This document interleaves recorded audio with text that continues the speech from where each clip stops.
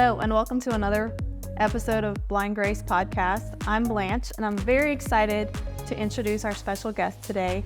Miss Anna Gayle and I have known each other for over 17 years. Miss Anna Gayle, can you tell us a little bit about yourself? I have been in the Braille field for 15 years of my 30 years as a teacher, and this is my niche.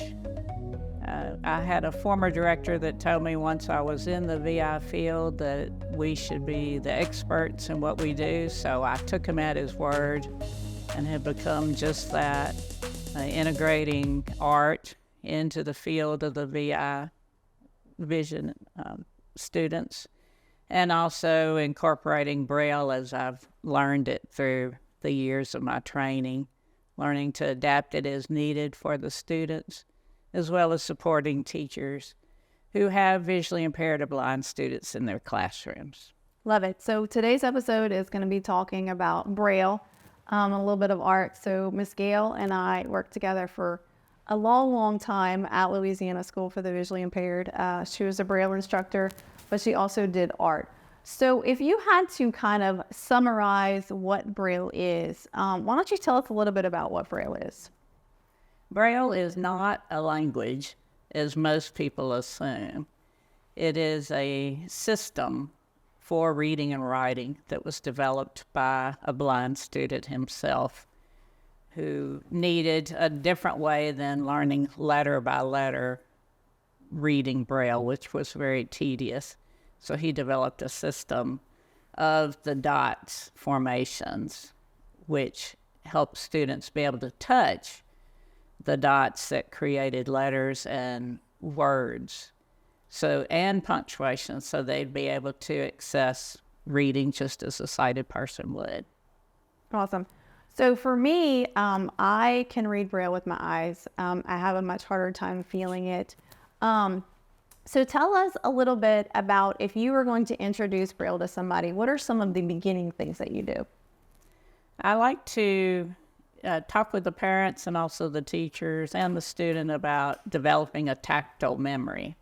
Sighted people are used to seeing and learning through their vision and not so much other means of accessibility. Whereas a blind student needs to use their hands. Their hands become their eyes. So I work a lot with developing the tactile sensation for the student. And I brought some items to help us understand that. Yeah, so I'm going to help Miss Anna Gayle show a little bit of these things. So this is a book that was put together and has different types of fabric in it. So when a student is touching this and learning, if they had vision as a child, they may have been used to touching fabrics and identified what that was visually. But now they're having to relearn this same piece of fabric through their hands. So I teach them how to feel for the ridges using their fingernails, placing their hand on the fabric and moving left to right.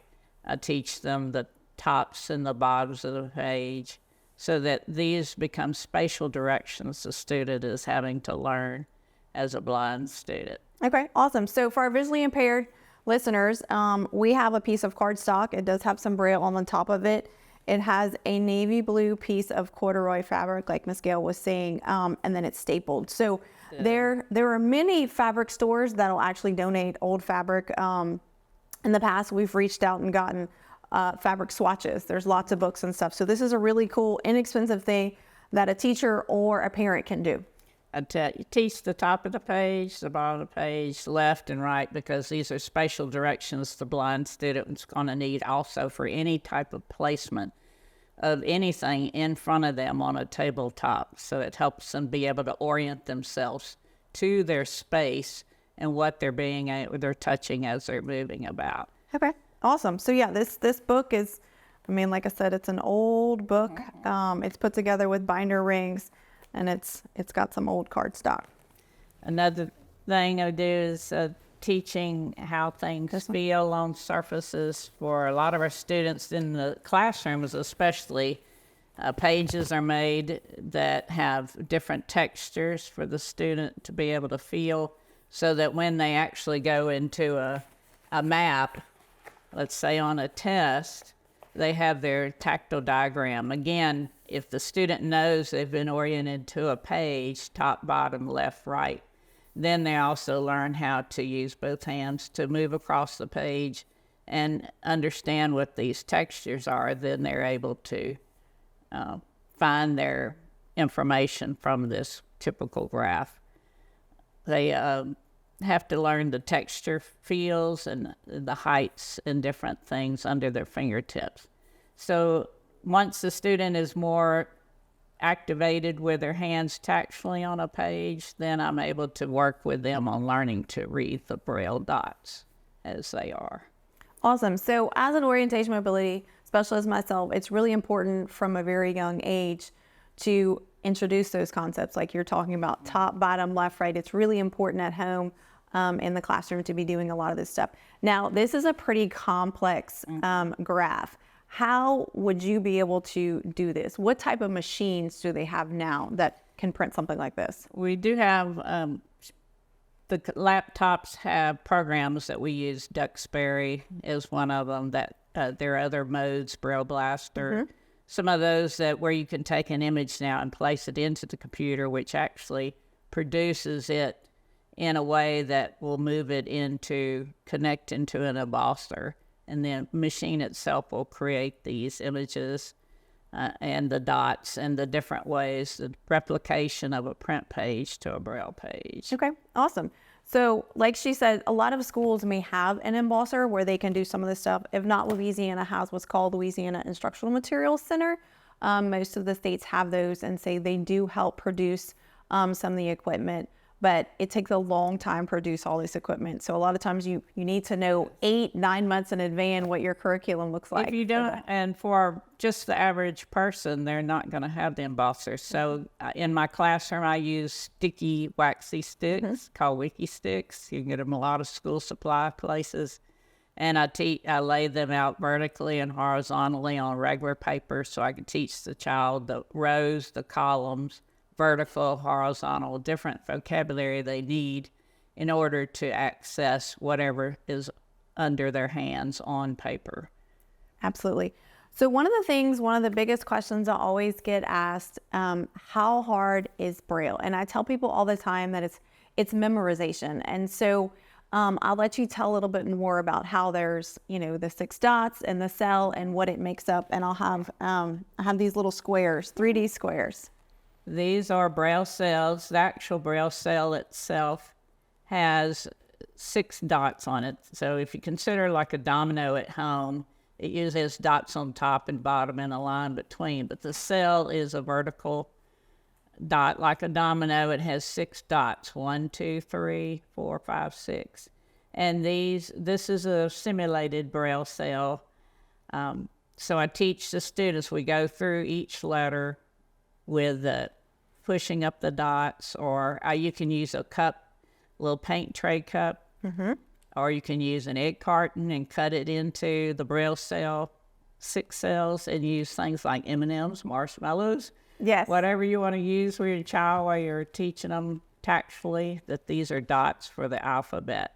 So A through Z have their own letter indicators on the Braille cell.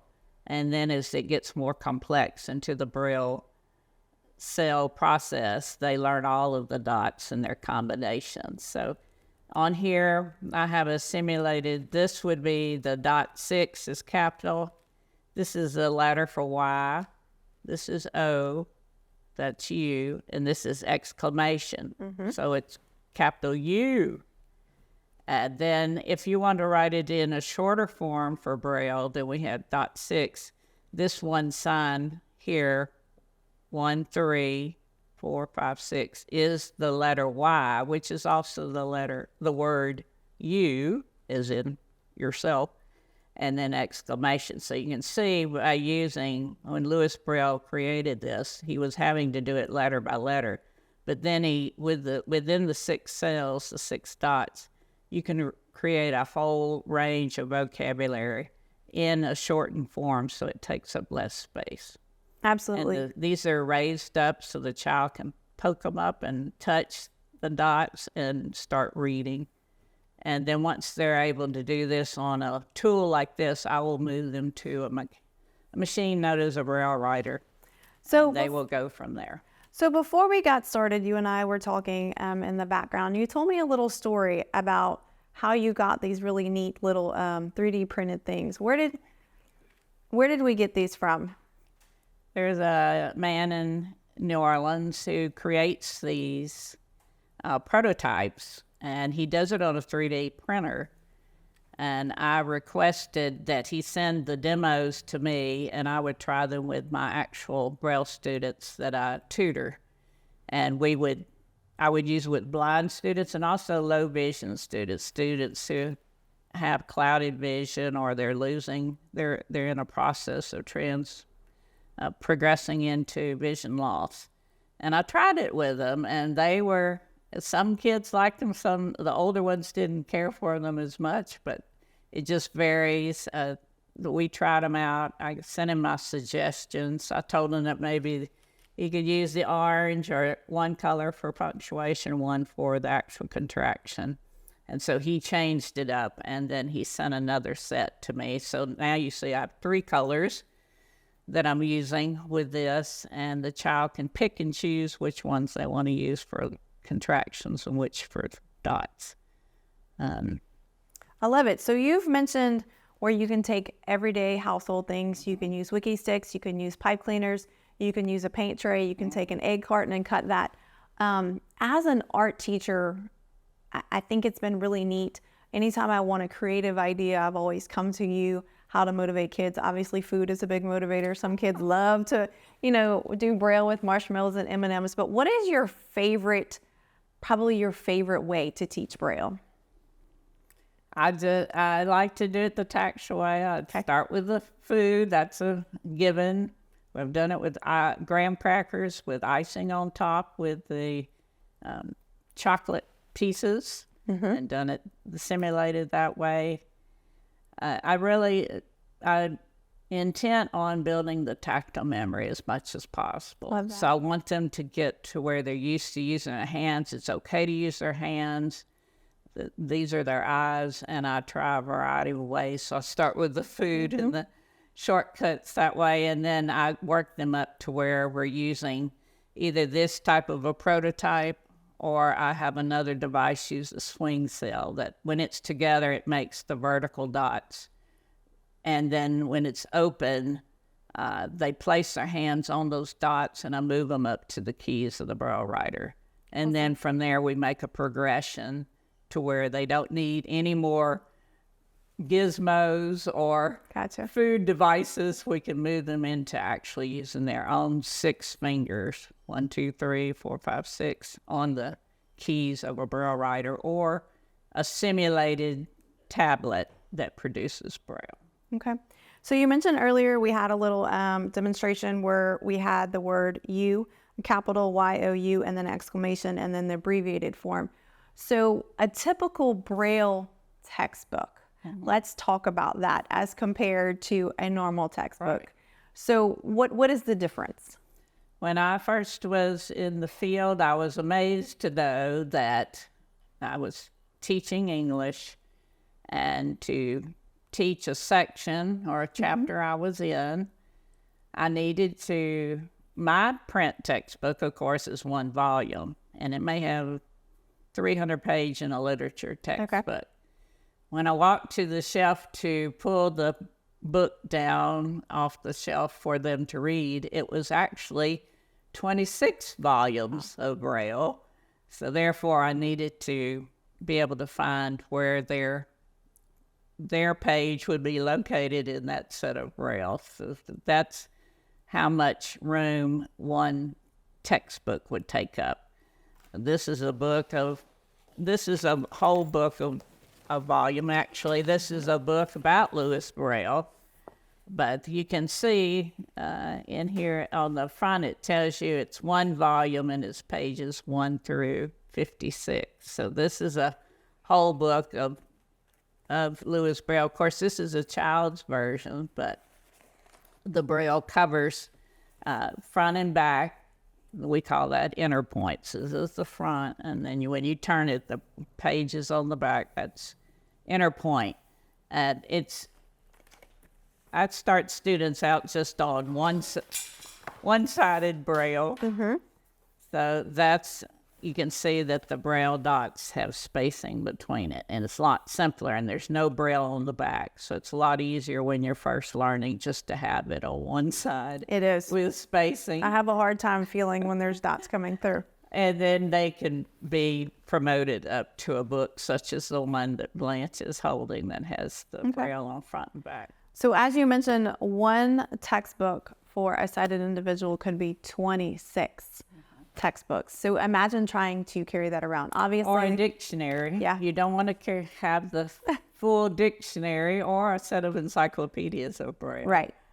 So one of the things too, like at the School for the Visually Impaired, our lockers have to be deeper because a lot of times what will happen, a regular textbook will fit in the locker, but a Braille textbook would not fill. So when we actually moved to the campus years and years ago, the lockers, you couldn't put anything in them because they were not deep enough. Yeah. So if you have a parent that is just starting out, they just found out their kiddo is visually impaired and they want to learn a little bit more about Braille, what are some of the resources or recommendations that you would tell them?